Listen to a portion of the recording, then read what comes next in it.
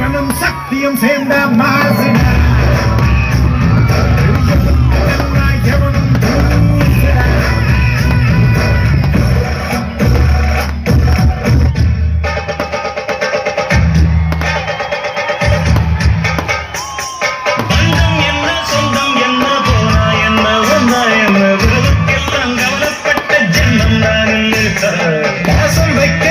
வைக்க தோழன் உண்டு வாழ வைக்க அவனை தவிர உறவுக்காரன் யாரும் இங்கில்லே